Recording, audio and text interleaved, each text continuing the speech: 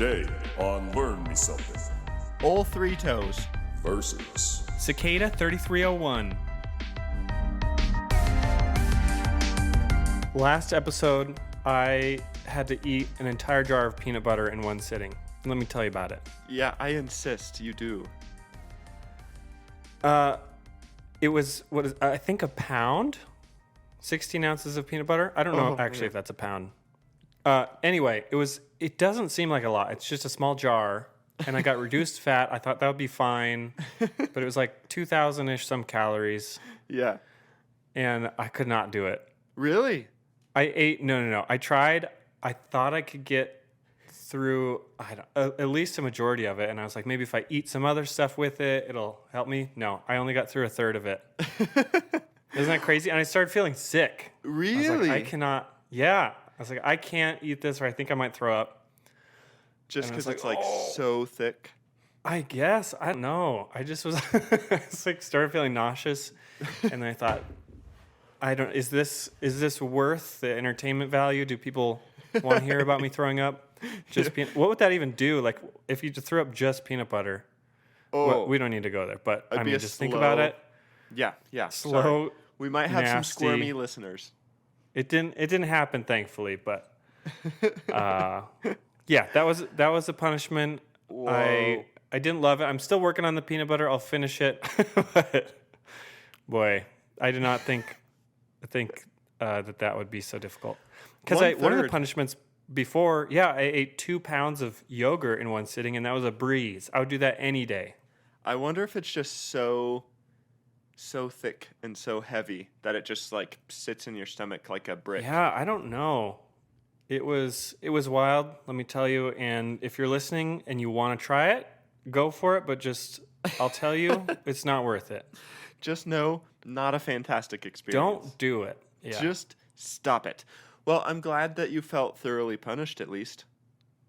Yeah, thoroughly. Which that's kind of the ultimate goal, right?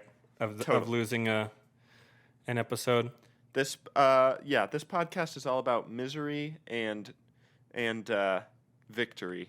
So I guess that's a good segue. If you haven't listened before, this is a competitive podcast. So every episode, Josiah and I both, or I guess whoever's around, it's not always just Josiah and I, prepare a topic, present it to each other, and then it's your job as the listener to decide whose topic was better.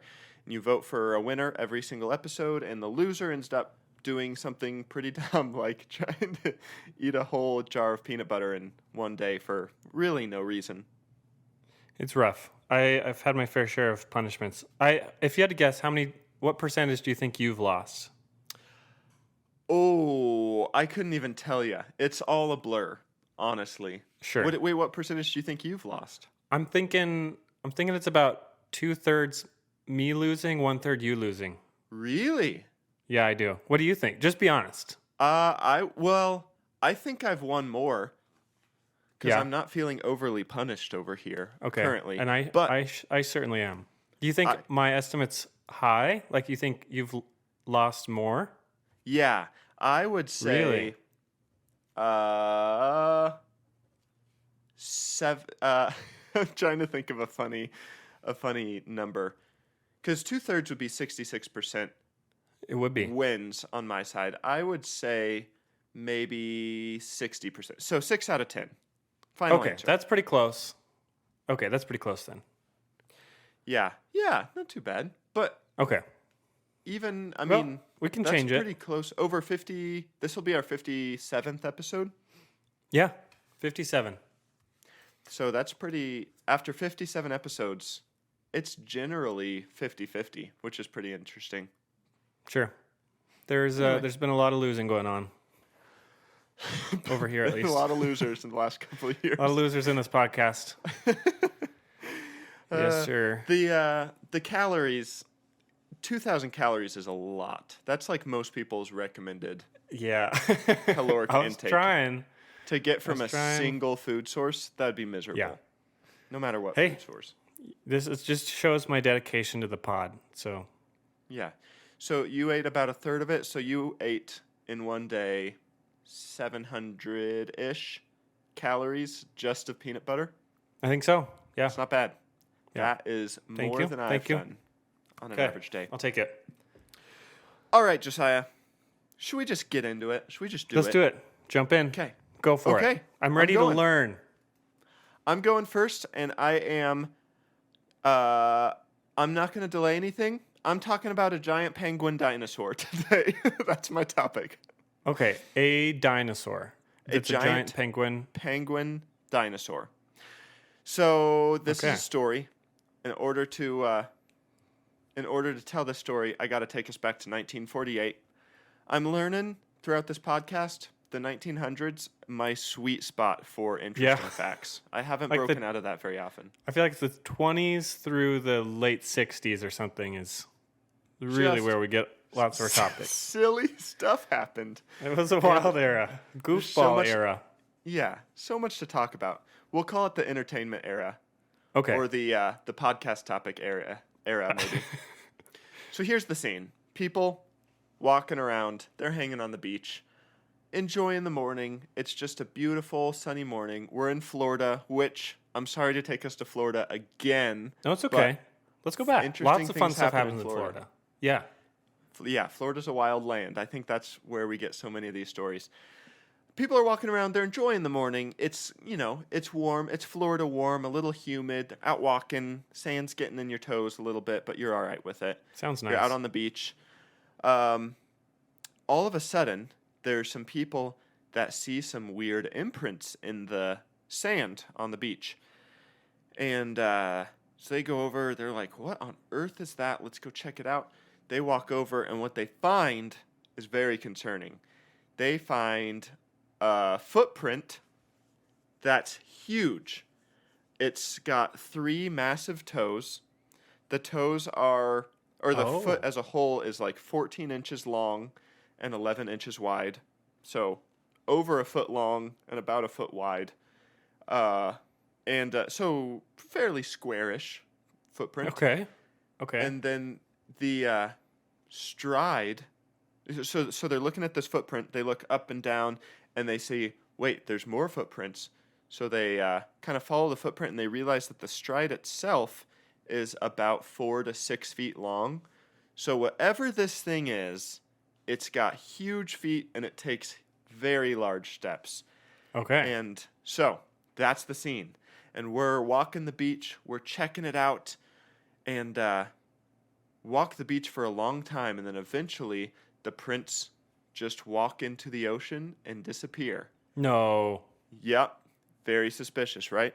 We're talking sea monsters today. Well, one sea monster. So this is something. Here's my guess. It's something amphibious. Okay. Because if it walked into the ocean, here's something else to consider. Did it just walk along the shore in the water? Because it likes the waves rushing onto its feet. Think about that. Think about that. Did you put your thinking cap on and enjoy that concept? Yeah. Consider. I'm considering. I can give you some more information. We'll see if we can maybe put this. Story together a little bit more. Okay. Make some more Give me guesses. some clues. Give me some clues. Exactly. I'm going to give you the info. You can make your own conclusion. We'll see what happens. So it walks back into the ocean. They follow it the other direction a couple miles and find that the footprints walked out of the ocean. So essentially, whatever this unforeseen beast is came from the ocean, walked out onto the beach, walked parallel along the beach side for a few miles, and then slowly walks back into the sea, disappears. We don't see it again. The next clue is that the prints are deep, so it's not like a light thing, but it sinks really far into the sand. So whatever this thing is, it's large and it's heavy duty, and it is not something that we currently know of. Intrigued? It is dense. It is girthy. She's girthy for sure. The giant penguin dinosaur. So here's some of the aftermath. So this is event number 1, 1948. This goes down. People are like, "What on earth have we just discovered?" So they call the police, which is I don't know if that would be my instinct, but that's what happens. Call the police. There's a print. 911. What's your emergency? I saw a penguin. Giant penguin dinosaur on the beach. Police Could happen. come. People do stuff. I believe it. Police come. They're checking things out. They're investigating. The story explodes. So the local papers are running articles. Investigators are coming out. They're taking photos. The news sources are posting these photos. They're freaking people out. The whole story's kind of gaining speed. And the big question is, what kind of monster is in these waters? And there's something that dwells off the coast of Florida that's large and in charge and just went for a midnight stroll. And With big squarish footprints. Exactly. And it's yeah. girthy. Big squarish footprints, deep, long, big strides, and walked a couple miles. That's the info we have. What if it's like, you know how McDonald's is doing the campaign with Grimace? The Grimace shake? Yeah. I love that. Could it be a marketing gimmick? It's Maybe. Grimace's footprints? Time will tell. Okay. Those videos. If you don't know, McDonald's came out with this drink to celebrate the birthday of Grimace or something. And it's like this gross looking drink.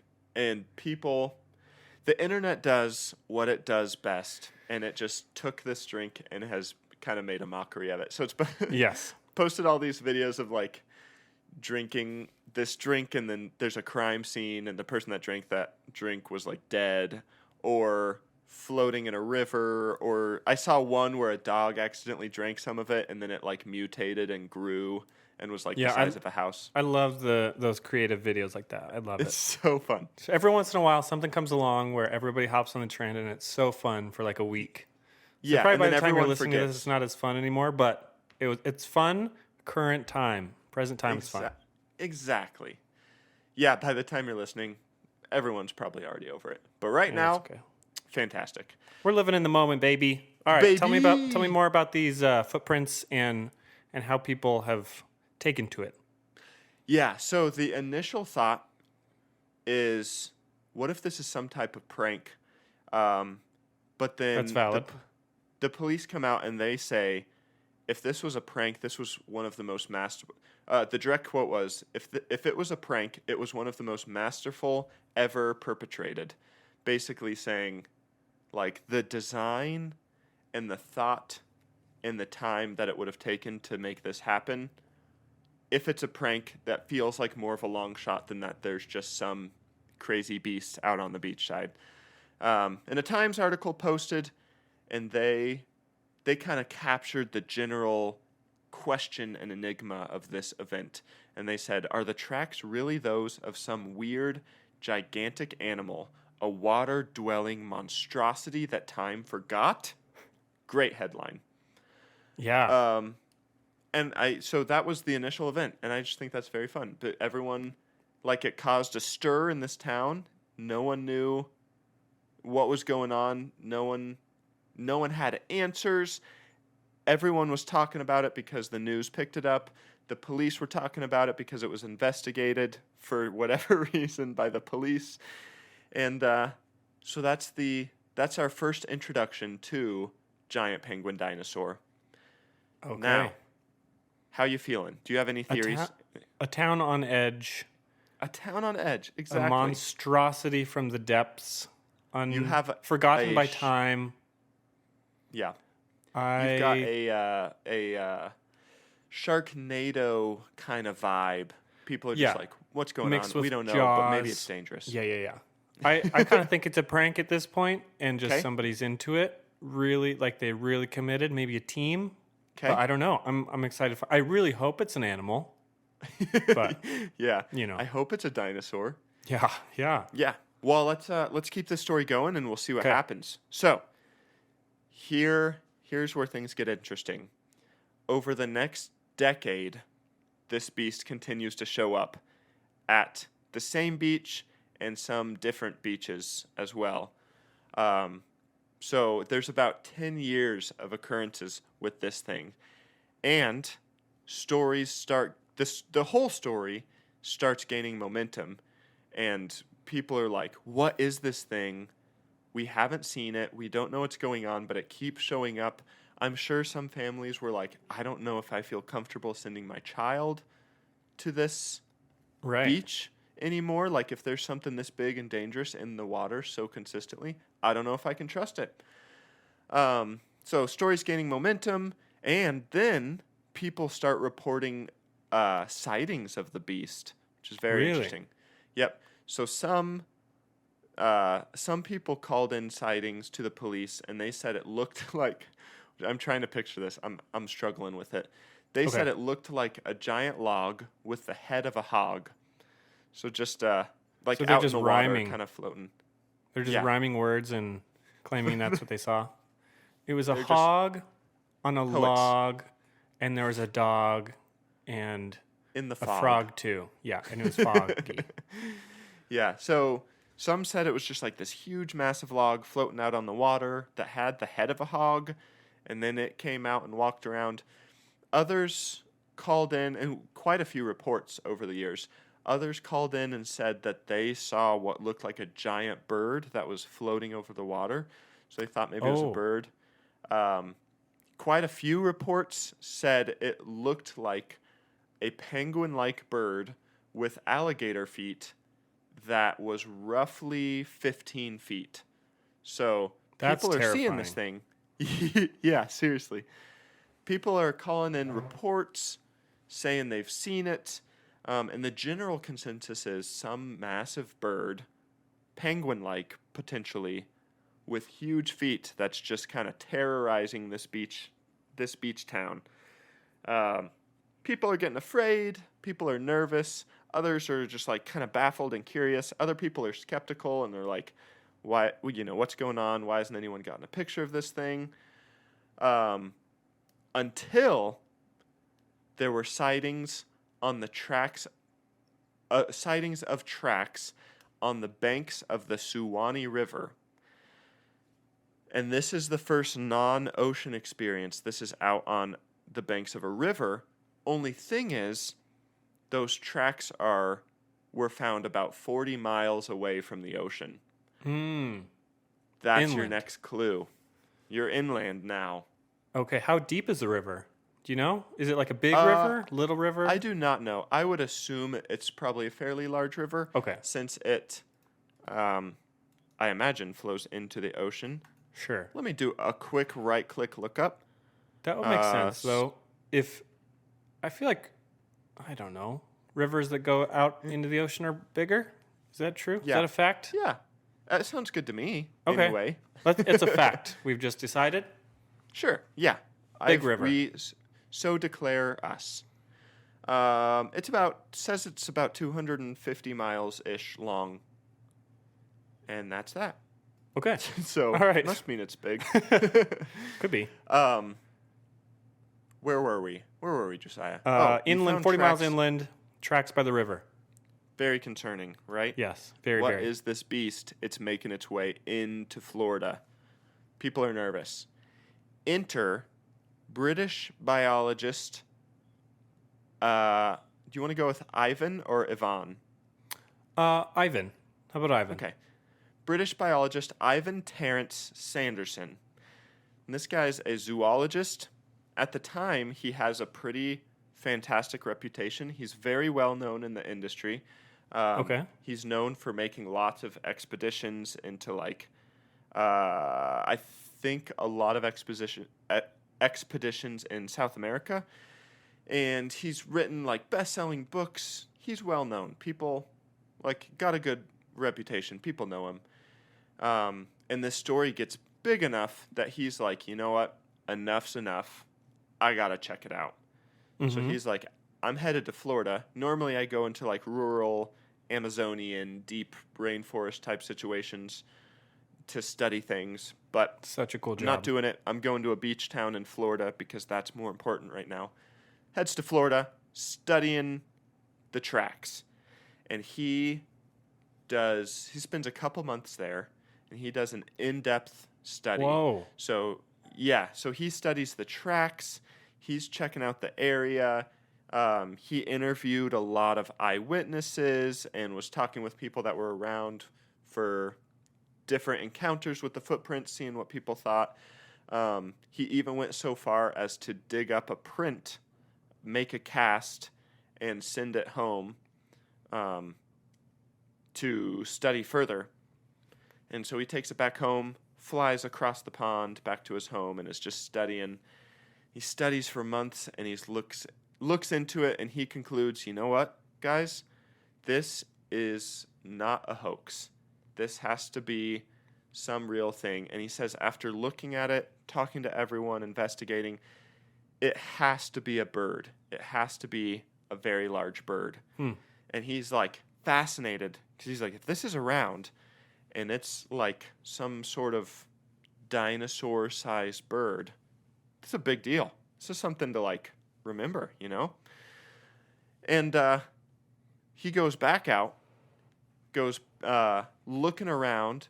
He gets in a plane, flies over the Suwannee River, and he claims that he saw it. He said it was about 12 feet. He saw it from the air, looking down at the river. He saw it was 12 feet long, approximately. It was grayish yellow. It had large flipper-like arms. It made huge waves whenever it kicked. And it said that to him, after having seen it, it had to have been some sort of prehistoric penguin. Like, that was the only thing. Yeah, that was the only, in his professional biologist, zoologist experience and his months of research, his conclusion was that this was a prehistoric penguin of immense proportions, and it's a huge deal that this is some new extra large species that's being discovered. Okay, here's a problem I have with it. Okay. So I picture videos of penguins that I've seen when it shows a penguin walking, and they just waddle. They're not going to make, even if it's a huge penguin, like 4 times as big, it's not going to make a 6-foot stride, right? Even if it's 15 feet tall? Right. Wouldn't it just... So, that's my issue. So I guess the conclusion would have to be that the feet were bigger. Or, sorry, the legs must have been bigger. Yeah, he just got massive extent. tree trunk legs. So BFG this is legs. a weird... Whatever this is weird. And it's just totally plaguing this town. They end up naming it Old Three Toes. Okay. And it makes an appearance every so often for a full decade. And so this is just a thing. Yeah, this becomes a local legend, almost a myth, but there's enough like evidence that people are like, this feels like a myth, but it's actually real because we've seen the prints. We've had so many people that have called in with sightings. This zoologist, professional, best-selling book writer, biologist came down and he said he saw it, and his conclusions were congruent with the conclusions of other people, and it hits like national news for a while. Everybody's talking about it. Very interesting. Until 1958. And then, for whatever reason, no one ever saw Old Three Toes again. Really? Just 1 decade, Old Three Toes made her mark, got everyone riled up, started some legends, started some new scientific expeditions, and then just got out of there. And to this day, no one has ever seen Old Three Toes. What are your thoughts? Oh, man. Okay, I thought it was a hoax for sure. Which I guess it could be, but that's wild. So they say this animal exists. It's some kind of big dinosaur penguin. Yep. And people saw it for 10 years and haven't seen it since. Haven't seen it since. The story's not quite over, though. No. No. There's a little bit more. that's going to blow this case wide open. Hit me. Give me another clue. 30, well, this is not so much as a clue, unfortunately, as just the answer to the riddle. No, okay. Okay, give me the answer. Fast forward with me 30 years. Which is The 88. year is now, 1988. That's what year we're in.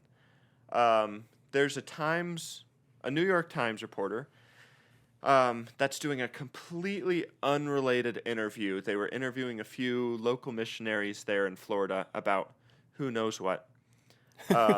Missions. And during that interview, they're chatting with this reporter, kind of just having a good time, like chatting after it's over, talking about some of the things they've reported on and how, have you reported anything interesting, anything fun going on? And the reporter's like, oh, well, I don't know, blah, blah, blah, blah, blah, telling their story.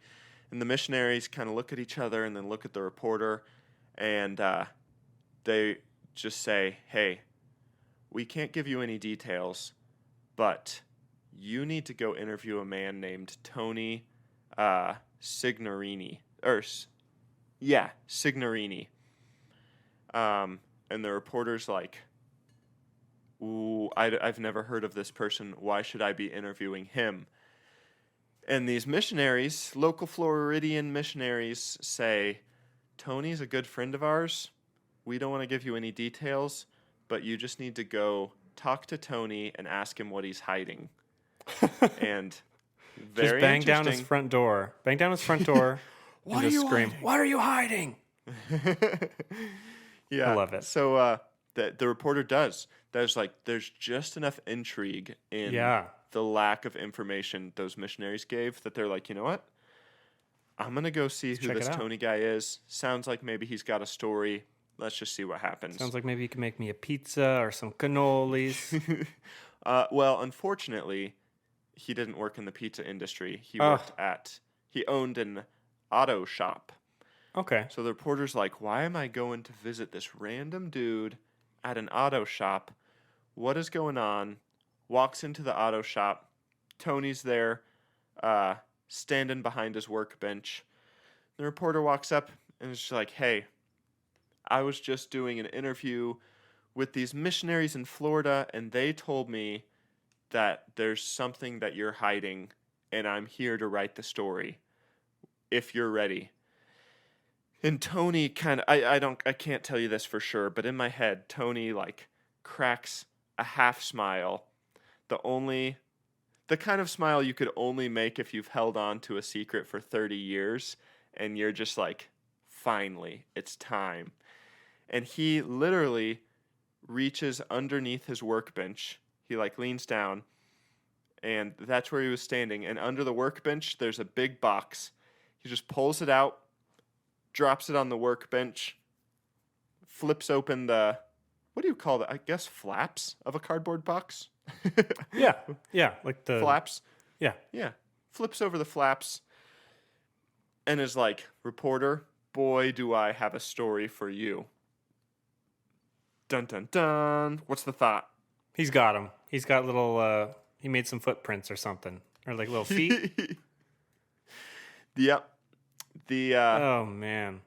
Tony spent an entire decade causing a huge stir in Florida and nationwide, to the point where people flew across the world to come investigate important people that probably could have been doing real work, and making people scared of this monster that's in the waters, and everyone's questioning things, and it's this hugely unanswered question for 30 years. It was Tony.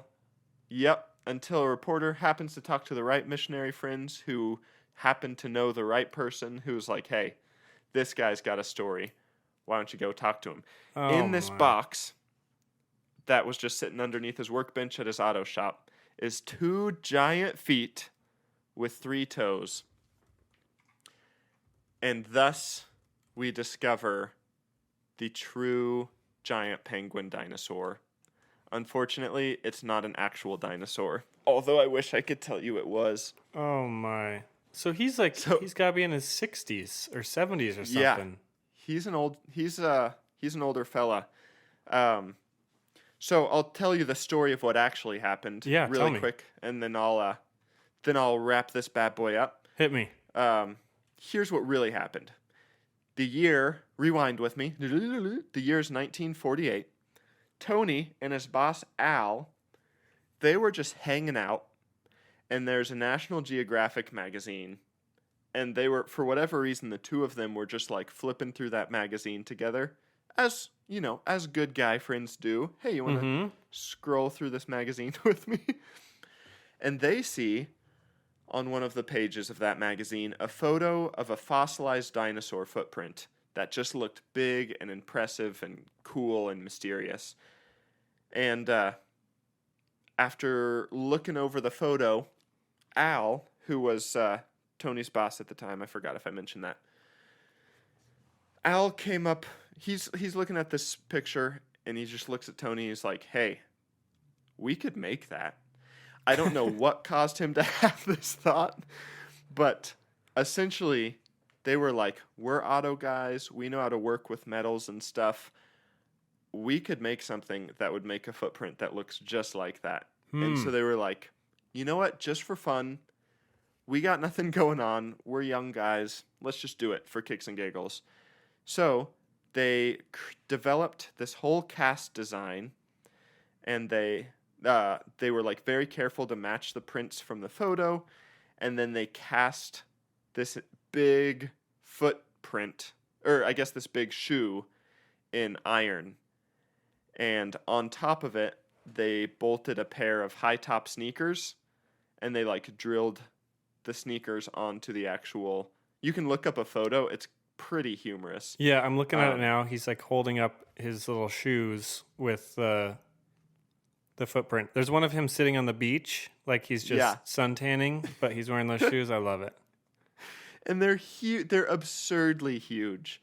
And what's crazy, so they make these, and they were like, that was awesome.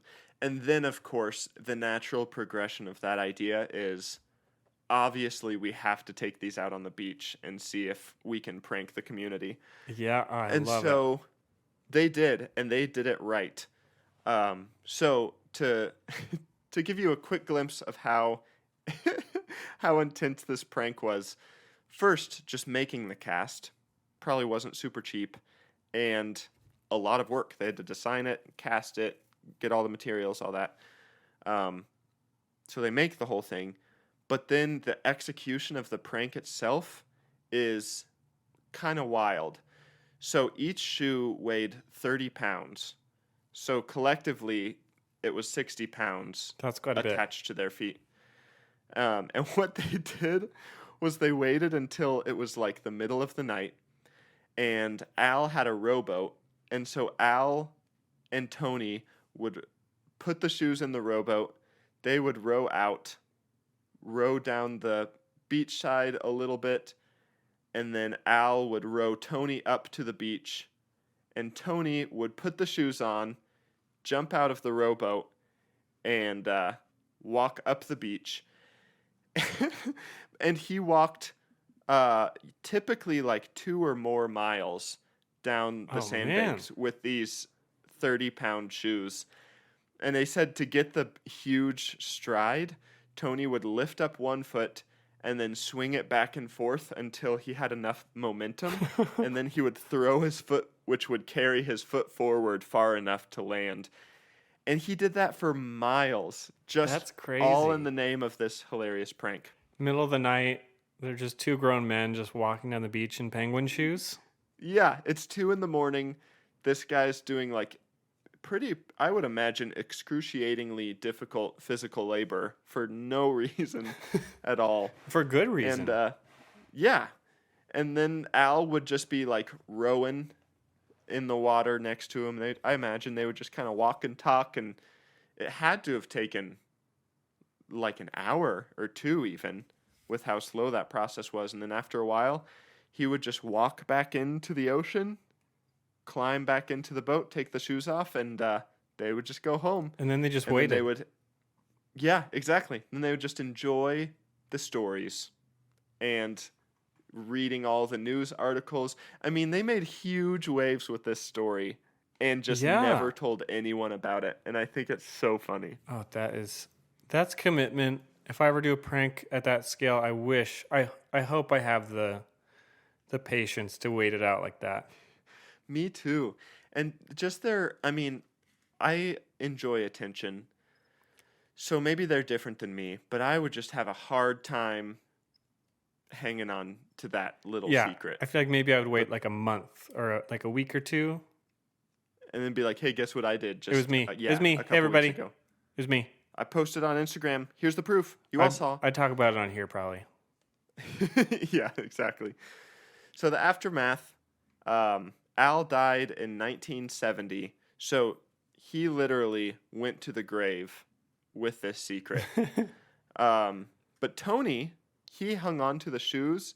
He kept them his entire life in that box.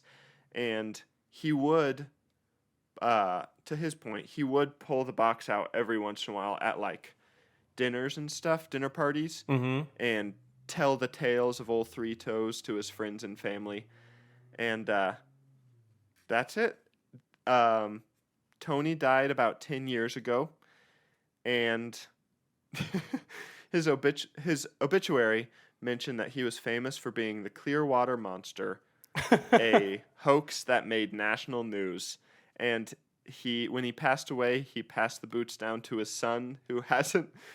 A museum in the area has reached out and tried to like pay him to put in their museum, and he's just like, I think my dad would just want these to stay in the family. And he's done interviews and stuff where he's taken them out to the beach and he's put them on and tried to walk. And he says every time he tries to walk, he just falls over and he doesn't know how his dad did it for so long. Interesting. It's just, commitment, I guess. Hilarious. Sanderson, the famous zoologist, he fell out of the limelight. And he created something called cryptozoology, this is why he lost his entire reputation. And it clarifies how he handled things in this story a little bit. But he invented cryptozoology, which is the hunt for legendary animals. So he spent the rest of his life just like looking for El Chupacabra and mermaids, all these legendary animals that dragons probably don't actually exist. But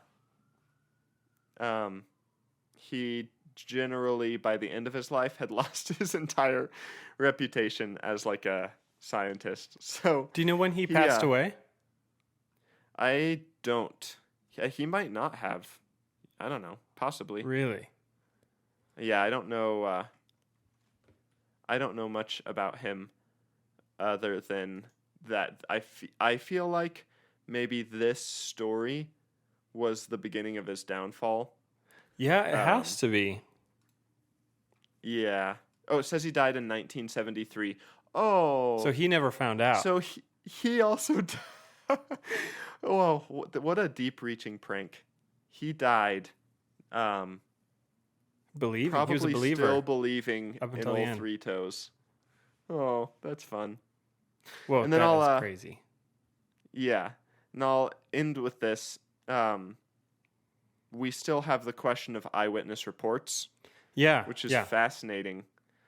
And Tony admitted in the interview that Al had convinced some of his friends to call in fake reports and give these specific details. And so that, to me, feels a little illegal. But, like, that's probably the least harmful part of the prank. Or, maybe the least ethical part of the prank. Yeah. But he also mentioned, I think, that not all of the sightings reported were faked. So some people genuinely thought they saw it, which is just so funny to me. I'm sure. Like, I guess confirmation bias or something. Yep. Like, I see something, that's probably what it is. I got to report it in. Exactly. And so there you have it. That is the story of Old Three Toes, which is a decade-long prank and a 40-year-long secret that just inspires me to do something silly that gets passed down for generations. Okay, just quick brainstorm. What would you do? Did you think of any ideas while you were doing this of like anything that it's in a similar vein? Yeah, I think the most enticing, the closest possibility would be something in the woods. So it would probably be like a Sasquatch thing, just dressing up and trying to get seen by tourists or something, like some Glacier National Park beast. Yeah. We create a new beast, a new legend. Yeah, just something new altogether. It'd be very interesting. It would also be probably way harder with the technology and internet and phones that we have now to pull which might something make like it that fun to take that in consideration. Like you got to be quick, but there'll be, if people have video evidence, you can be sure it'll be passed around and studied and. Totally. Yeah. TikTok will get a hold of it. Oh, yeah. It would be cool to do something water-based, like something coming out of Flathead Lake or something. I don't know. Oh, yeah, Flathead Lake Monster. There's possibilities. Yeah. Oh, man. Do you have any things you would do? I don't know. I think something with aliens could be fun. Like you could, you could do anything. You could. Yeah, that's a great point. I don't know. If you know those drone shows that they do? Yeah. Where you have like 100 drones and they're like making shapes doing and pictures and stuff. Yeah. You could have some fun stuff with that. Like 1,000%. Oh man, I don't even know what. Like you can make it look. I wonder if you can make it look like the drone is really far away. I don't know. And then maybe the I guess this will be the last thing I'll say, and then we can dive into your topic. Okay. But just food for thought. How many unsolved mysteries that we've heard of, alien, like UFO sightings, monsters, anything, how many of those were something similar to this? Just a couple dudes pranking the world and never saying anything. I think that's a fascinating thing to think It's got to be a lot. I'm sure it's a lot. And some of them, like if the reporter never went and talked to Tony, maybe it never would have got out. Yeah. And I imagine a lot of these just will never get out. Yeah. People are just willing to prank the world and then go to the grave with it, with the secret. I want to be so dedicated that I do something like that. It's admirable as a prankster. It is. To never get the credit for it. Yeah. That the best pranks get no attention, maybe. Or no recognition. Amen. All right. I love that. That's such a good story. Old Three Toes. I kind of thought you would have known about that one. I feel like I've heard of it, but you convinced me that I was like, man, this might actually be real. Wait a second. Yeah, the zoologist coming out and saying this absolutely is not a hoax was definitely helpful. Yeah, that and the fact that he interviewed people that witnessed it, that claimed to witness it. Yeah, like, isn't that interesting? Man, I guess everybody's good liars or actors or something, but either that or the people he interviewed were like people that actually thought they saw it and not faking it. Yeah. And it's very interesting. Just kind of took on a life of its own. That's very cool. I love it. So, Josiah, what do you have to go against Old Three Toes? What are you coming up against me with? I got something a little more modern, but get ready. Oh, I'm braced. January 4th, 2012, a message appeared on the internet. Oh, you'd say no more? I'm intrigued. Oh, okay.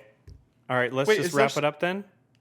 Should we, is this a theme, another accidentally themed episode of mystery and intrigue? It is. Whew. Okay. Let me getting sweaty. buckle up. Let me read you this message. Yep. Hello. Period. We are looking for highly intelligent individuals. To find them, we have devised a test There's a message hidden in this image. Find it, and it'll lead you on the road to finding us. We look forward to meeting the few that will make it all the way through. Good luck, 3301. Oh, I am enticed. Okay. So this popped up 11 years ago. Okay. Bunch of internet computer people started checking it out. It eventually kind of started gaining some traction. And then as people worked on it, they found something. So they use this technique called digital steganography, which I don't know what that is, something that's over my head. But using that technique, they put in, it was an image with this text on it. So it wasn't actually typed into, it was typed onto the image, they exported the image, and then uploaded that. And so in this image, they found a reference to Tiberius Claudius Caesar and a string of letters. Oh. So does we were kind of into codes and stuff as a kid. Do you remember? I feel like there's a birthday party that you had that was. Do you remember this? I don't. It sounds that sounds on brand for me as a young lad. This will make more sense too. My brother and I were super into like codes and stuff for quite a while, Yeah. and I think my brother created a little treasure hunt for your birthday party, if my memory serves me correctly. Oh, I Yeah? think you're right. Okay, so in that treasure hunt, there's something called a Caesar cipher. Okay. Do you remember what that is? Yeah, no. It sounds super, super familiar. Anyway, so we use that as kids. It's like a common, fun little cipher, but they use that in, obviously because there's a reference to Caesar. They're like, oh, Caesar cipher. So it's where you have to have like a number that'll shift. Imagine you write out the entire alphabet. And then underneath it, you write out the alphabet again, so it's like stacked. And then if the amount that you have to shift it over is 4, you shift it over 4, or let's just say 2 to make it easy. That means A equals B, B equals C. You know? Yep. I'm tracking. So they figured out since Caesar was the 4th emperor, that was the key to the Caesar cipher. So they used that to decode the string of letters. And it became a web address. Oh, think about how exciting that would have been. Oh, just if getting you, like, started on out. yeah. Like who's behind this? What are we finding? Is this the beginnings of some kind of treasure hunt or something? And so that you click on the web address and you get a single photo of a wood duck with a message written on it. And it says, "Whoops, just decoys this way. Looks like you can't guess how to get the message out." Whoa. So welcome to one of the most intriguing mysteries in the history of the internet, in my opinion. You're bringing the fire this episode. Oh, man. Okay, so, I mean, let's get started, brother. This is so like some spy stuff. Oh, yeah. The people behind these messages are a group called Cicada 3301. Have you ever heard of this? No. Okay. Sounds fun. So they're completely anonymous. Basically, everything we know about them is through these clues. What? So we can learn a little bit more about them through the clues. So let's just continue right along with these codes and these clues and just see what we can learn. And, oh man, buckle up. You already told me to buckle, so I've been buckled. Did you buckle but twice? I'm getting jostled. 2 buckles? Oh, I haven't. No, I haven't secured my second buckle yet. Let me do that now. Okay, buckled. Now you're good to go. I mean, it's fine to wear one, but you never know. You can never wear too many buckles. That's true. T-shirt. So if the people have figured out, if you use the software called Outguess, which is found in the words in the photo, it says, "Looks like you can't guess how to get the message out." So they figured out there's something called Outguess. You throw the photo in there, and it says this. Here is a book code. To find the book and more information, go to, and then they give a Reddit, like a subreddit page address. I just knew somehow it's this Reddit would lead involved. to It just makes sense. And then it also has a string of letters, not letters, numbers. Do you ever get letters and numbers confused? Because I do it all the time, and I don't know why. No. Okay. But that's okay that you do. I know some people get like left and right confused, and I don't understand that. So it's kind of the same thing, I guess, for me. Yeah. That's fine. I'm Everyone's fine. got their flaws, you know? I'm fine. So it has a string of numbers, and then it says, good luck, 3301. So within that subreddit... Another, it was signed, so that's like, you're in the right spot. Right. And this is just the beginnings. So, yeah, they're like, it's got to be them. So in that subreddit, there's 2 images, a welcome mat and a magic eye type photo of a goblet. That's a thing where it's like a pattern, and you kind of look past it, and you can see the image appear. Yep, for sure. So if you plug in the welcome mat photo to outguess, it shows a message saying that 3301 would encrypt each clue with this type of security feature that's like a fingerprint, so that people know it's coming from the real 3301. It's not, as it gains traction, there's copycats, but there's it's called a PGP, which stands for... Just guess. PGP, perennial ghost people. Yeah. No. It stands for pretty good privacy. Oh, that's nice. So that's what these mystery people decided to use. Pretty good privacy. Apparently it's pretty good though. So it's pretty good privacy. And then the magic eye photo, when you plug that into Outguess, it says, the key has always been right in front of your eyes. Oh. This isn't the quest for the Holy Grail. Stop making it more difficult than it is. Good luck, 3301. Whoa. Wait, can I make a guess? Do it. 3301 is an address to something, and the clue is just in their very signature. That's what I got. Oh, imagine. I don't know, actually. At this point, I don't know. Wait, so is this not solved? Or am I don't want to get ahead of myself. Okay, we'll leave that. Okay. We'll leave that just there. Keep on keeping on. Okay. Sit on it and yeah.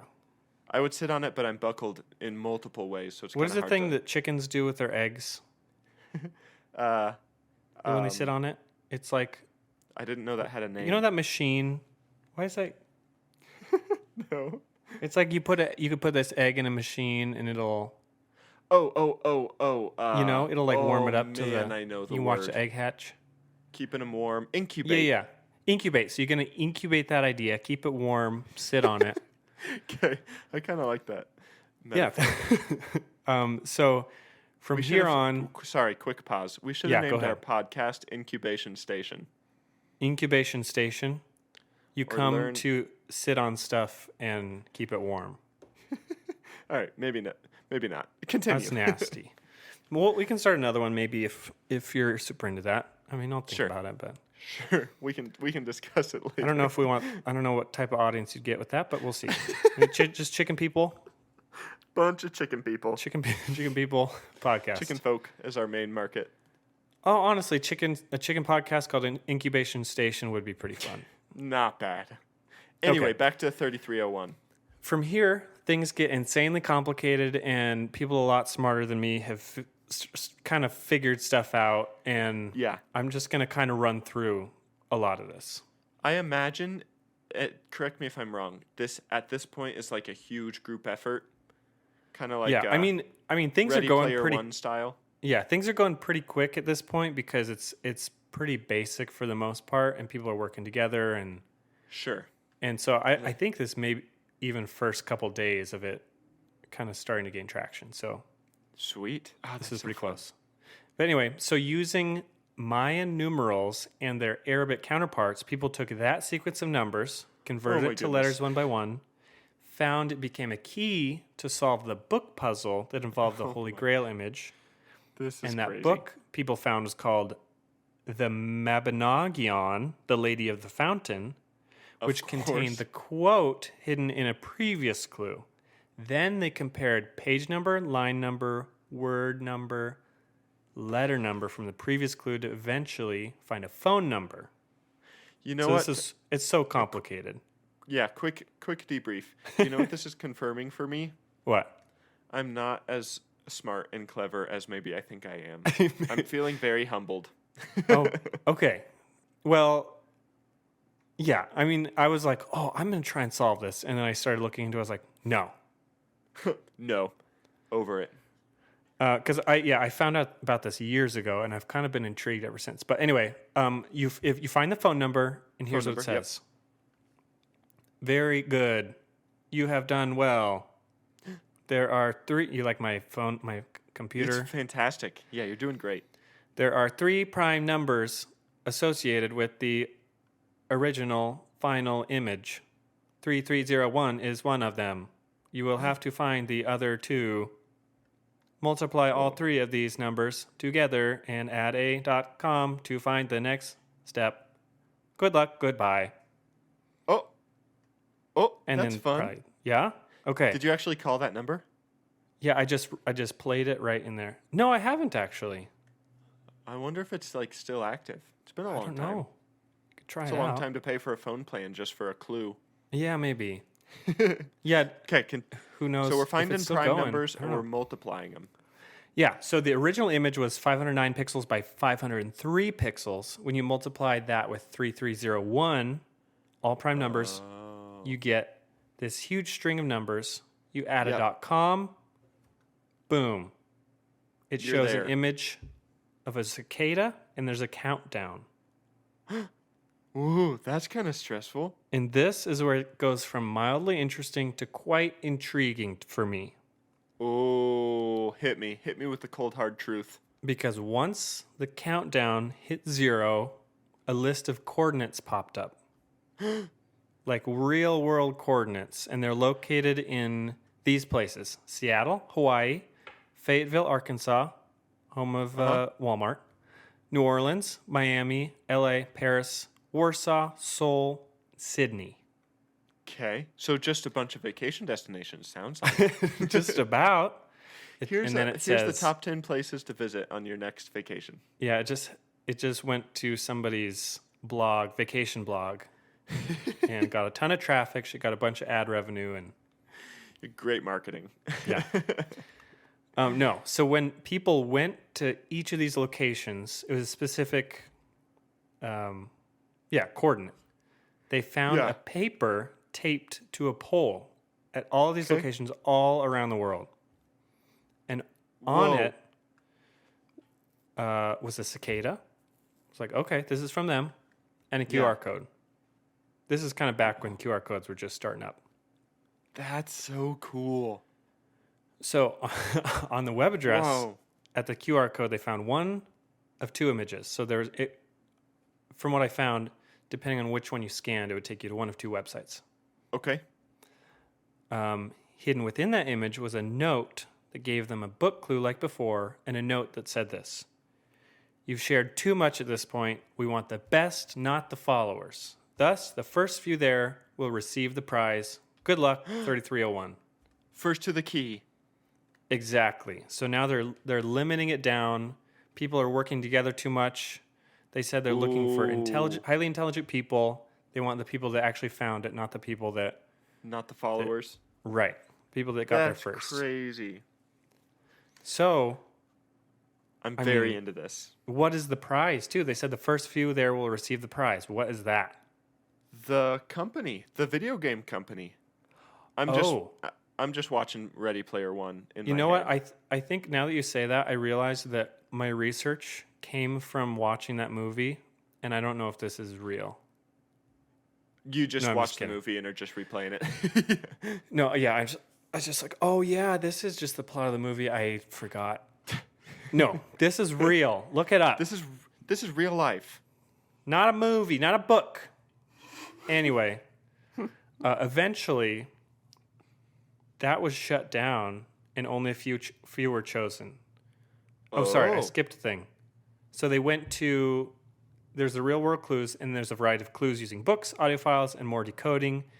And then those that solved those ones input their email, and it said, okay, you'll be contacted soon. But then eventually that was shut down, and you couldn't input your email anymore. So everyone else that got there Too late. Too They were late. just out of luck. You're It was out. just the first few. It's over. Yep. Oh, And from- if this doesn't lead to some sort of Illuminati think tank, I don't want it. A lot of people did. So from here, it's a little unclear what happened to the people that got an email. There's probably more clues and more waiting and more solving and Yeah. lots of questions. But do you have any theories at this point? I have absolutely nothing except maybe some clever engineer college students were just like, With time. what if we Yeah. just make an endless puzzle game just for fun and see what happens? So Yeah. I'm gonna take the hoax, I guess, kind of hoax, kind of prank, kind of Okay. just fun approach. Okay. Excellent. So let's move on. So, like I said, Yeah. things were kind of moving along quickly. People were helping, and this must have been within a week, a couple weeks, or a month or something.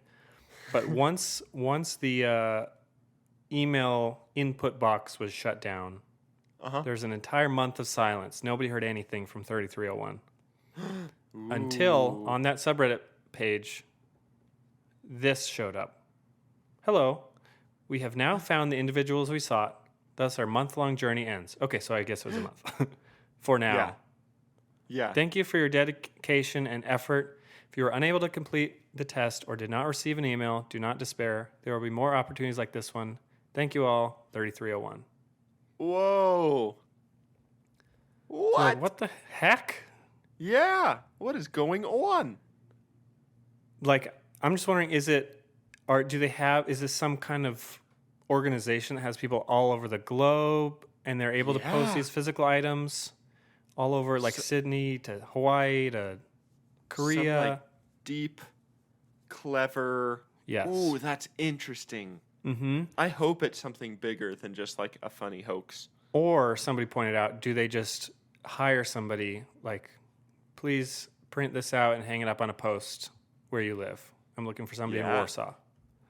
And how do But- you keep it anonymous? That's a lot of I moving know. pieces. How do you keep things from leaking? I have no idea. So could it be some kind of big recruiting campaign for a government agency? Secret organization? Yep, maybe Illuminati. Maybe it's like a CSI type thing. Yeah. I mean, the Navy has done something like this before. It was not nearly that intensive, but they have done something like this before. But a lot of people say that's unlikely to be a government agency because the first image that was posted, people believe, it's a little bit unsure where it was first posted. They say it was on 4chan, which is a platform not known for loyal people who would want to work for the government. It's just chaos and a lot of bad stuff happens over there, apparently. Yeah. That is very interesting. There's something called an ARG, an alternate reality game, which people think could have something to do with like some kind of marketing campaign. Because apparently, Microsoft did this for Halo 2 once, some kind of real world scavenger hunt type thing. I love it. I think this is so fun. And then some people have thought this is like a cult. They're trying to grow their cult following because some of the messages, including a book that was written in these cultish symbols, is part of it. And they're like, well, maybe they're just trying to get, I don't know. They're throwing people off the scent. That's It's what I possible. think. I don't know. I So, think this is yeah. too clever to be some cult. I think it's some weird organization that has some goal, and this was just a clever way of recruiting. Okay. Some weird organization. We don't know much about them to this day, other than this. So interesting. One of the only pieces of information we have is leaked from one of the original winners in 2012 when they got this email. This is like, it's called The Leak in this like Cicada community. And here's what it says. You have all wondered who we are, and so we shall now tell you. We are an international group. We have no name. We have no symbol, no membership rosters. We do not have a public website, and we do not advertise ourselves. We are a group of individuals who have proven ourselves, much like you have, by completing this recruitment contest, and we are drawn together by common beliefs. A careful reading of the texts used in the contest would have revealed some of these beliefs. that tyranny and oppression of any kind must end, that censorship is wrong, and that privacy is an inalienable right. Whoa. Tricky word there. So it's like a super secret spy nonprofit is Could what be. it feels like. Yeah, could be. And that's all we know about them? There's more. That's all they've said. There's been a lot of copycats that people have thought is 3301, but it's not sure. verified with the PGP signature. Not verified. Yeah. So since then, there's been 2 more rounds of clues and a few more messages, but the last thing we've heard from them is in 2017, 6 years ago, and it just was a tweet, and it says, "Beware false paths. Always verify PGP signature from their signature, 3301." Interesting. So And they're it's- just getting out there and like, hey, there's some fakers out here. Yeah, yeah. And as far as I know, the most recent clues that have been given, which were they got to be 7, 8, 9 years old by now, have not Yeah. been solved. Whoa. Are we doing this? I don't know. Well, here's the thing. You know, how you were feeling good about it, and then you're like, wait, people maybe know more things about encryption and decryption than I. Yep. I'm kind of thinking maybe if people have spent years on this, I might lose interest pretty quick because I know Yeah, nothing might about not. it other than use like Might not be your thing. Yeah. don't use the word password in your password. That's about all I know. Yeah. That's super interesting. Yeah. So this last clue, you can look at it if you want. Still out there, and there's a community called it's uncovering-cicada.fandom.com. There's everything, all the information's on there. It's Whoa. very interesting. But the last clue they released, as far as I know, is a book called the Liber Primus, and Okay. that has like mystical writing, like rune-like characters, almost like Nordic, like Viking looking pages. And they say there's like 17 unsolved pages on that, and they're kind of trying to translate it and figure out what it all means, looking pixel by pixel. What does this all mean? And people are still working on it. Interesting. Yeah. And then there's also an MP3 file called 761.mp3, also known as the Instar Emergence. And I have zero clue what that means. It's the Instar Emergence. Instar Emergence. And a lot of people believe that Cicada 3301 won't emerge again until the most recent puzzles are solved. Whoa. And it's just this long-standing thing where they're just waiting.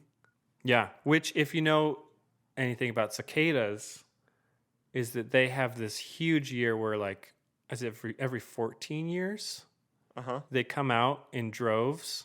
I think it happened a couple years ago. Yeah. You know about this? No. Okay.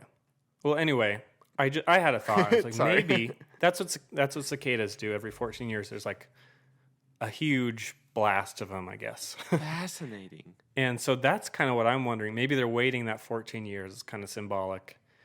And then they'll drop something that helps people solve it. Or maybe they just don't need any help anymore.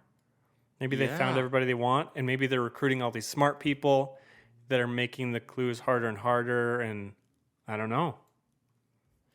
And they're just looking for geniuses for some reason. I guess. I have no clue. I think That is so it's interesting. it's got to be some kind of, I don't know.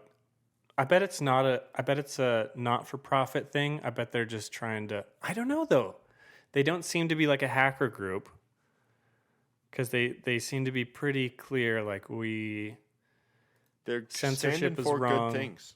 Yeah. Well, maybe. I don't know if they go about it in the right way. It seems like they do. I haven't read anything Sure. where they're like going after the people that they feel like are attacking censorship or anything, but I don't know. Yeah. They haven't claimed to be in charge of any of that. There was actually one hacker group that claimed to be Cicada 3301, but then Cicada 3301 came out and said, no, that wasn't us. with their PGP signature. Interesting. So as far as we know, they haven't. We don't know what they have done, if anything. What? Yeah, it's wild. And Wow. they actually made a movie about it too, which I think it kind of flopped. I don't know if it was a good movie. I've but- not heard of it. Yeah, it came out a couple years ago. What's it called? It's called Dark Web Cicada 3301. Dark web. Huh. Yeah. Came out 2 years I'm ago. I'm scrolling on the uncovering.cicada.fandom.com Oh, currently. yeah. Very fascinating. Feels like maybe the type of thing that it's too late for me to start. I can't even find the beginning. Yeah, I mean, I have to be if you want track to, down the first clue. it's go to, yeah, you'll find it eventually, but there's a lot of info on there. And there's like that subreddit, people are just going crazy on there. Yeah. Ooh. So who knows, Epiphany- man? Maybe we'll find out. I'll try and keep an eye out on it, and if something happens, I'll keep you updated. But New news. Yeah, this feels like a learn me something. We should follow this type of situation for yeah, sure. this is ongoing. Like our very first episode was the treasure of Forest Fen, and that eventually was found. Yeah, within a couple weeks. So Yeah, I of don't us want to. posting it. Yeah, I don't want to. I don't want to toot our own horn or anything, but we practically solved that one for the world. So I'm sure this Think will about come it. together in a couple weeks Possible. as well. I would say It's it's, just our possible style. that the person who found it has listened to our podcast before. Yeah, I'm not saying it's probable. I'm saying, possibility. things happen. And something we mentioned made them go, "Oh, maybe." Oh, okay. Yep. Yep. And we haven't been compensated for it, but that's okay. Yeah. Someday, we'll. I'm working on paperwork to sue for rights. Oh, or that's a good idea. something. Knowledge, suing for Yeah. knowledge given. I found the opening 7:30 January 6, 2014, the opening clue to the new phase of puzzlery is just an image on their Twitter account that says, "Hello, Epiphany is upon you. Your pilgrimage has begun. Enlightenment awaits. Good luck." Yeah. Love it. Very interested. I love how intriguing, mysterious it is. It's so cool. Yeah. But Yes, I- we'll find out big what fan. happens, or we might not. It might go to the grave with the secret, or No, I hope I kind of not. don't think it's a hoax, or like some kind of just smart hacker group that is just having fun. But who knows? Yeah. I hope. Yeah. Oh, I'm fascinated. Or what if this has been happening forever and it's just now kind of catching on to mainstreamness? Maybe it's possible. Like you're saying that people are just finding out, and before they had been doing it kind of underground. Like, Yeah. They've been doing this constant search for smart people for whatever their organization actually does. Do you think those That's people true. like got jobs? I don't, or like you've been accepted into our program or something? yeah, I kind of do, or at least they're like in some kind of partnership. They work together. They solve the world's Yeah. problems. Maybe it's just like Illuminati leaders. That's how they How find they their recruit? people. Yeah.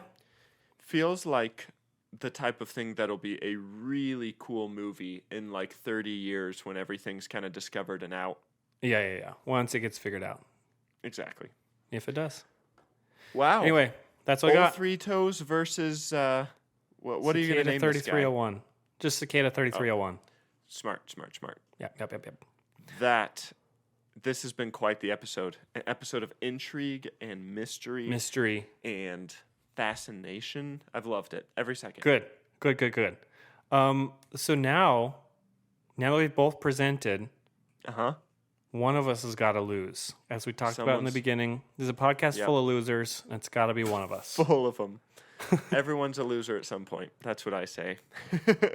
So should we give people a little recap, or should we just let them remember? Let's What let do you him want? remember. I feel like both of our stories had so many twists and turns. I hope people were just gripped and engaged the whole episode. Okay. It's time to vote. So go vote for the winner, Yep. and then just kind of do that now. Just scroll down, click the link, press who you want to vote for, press submit. Yeah, if you don't know Good to how, go. it's in the show notes. Or Yeah. you can check us out on Instagram or TikTok or YouTube at Learn Podcast, I think. I don't know what our YouTube is. Does it Learn Me Something? You'll find it. It's not too hard to find, I don't think. Try one of Do those it two. It'll be there. Cicada 3301 style. No, Just do you some don't- research. You'll get It's there. some simple. Type it into Google. Type it into the YouTube search bar. Exactly. But go vote right now before you forget, because every vote matters. It's true. Because the punishment for this episode, It's horrible. I think, is hilarious.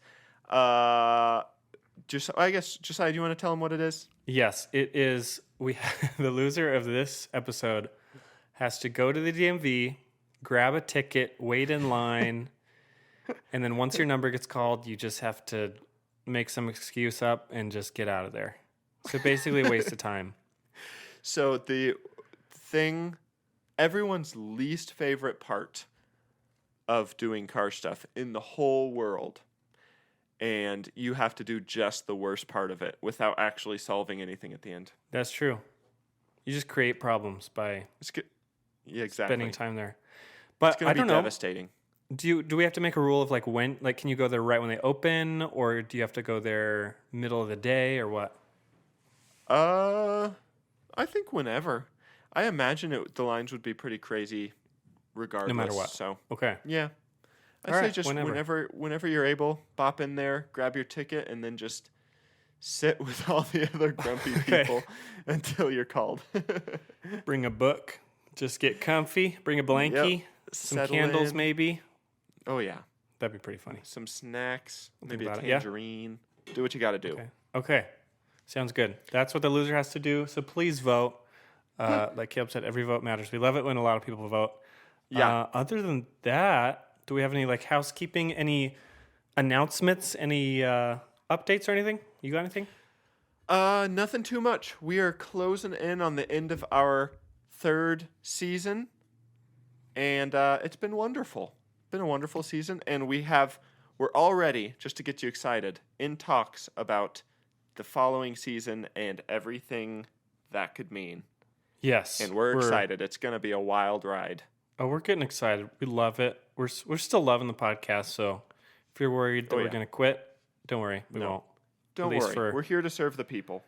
At least for another 40, 50 years, should we say? Yeah. Okay. At least. At least.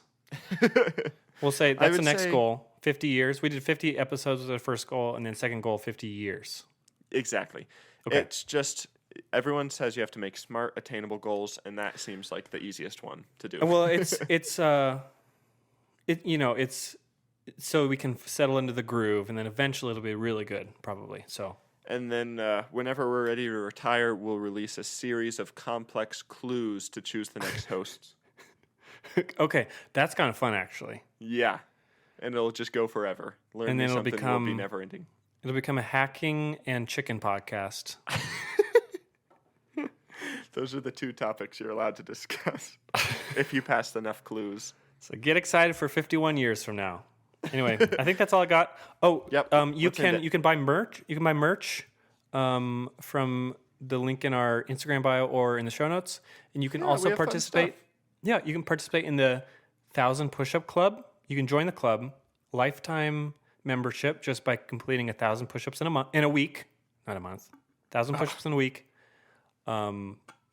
Join. We haven't had any new members in a while, so if you'd like to do that, just let us know. You get a free e-certificate, and you're part of the club forever. Yep. Perfect to hang up, and that's about it. And you can look at it and be like, wow, I did that. It's pretty cool.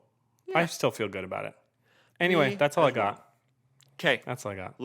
Larry, without further ado, do your thing.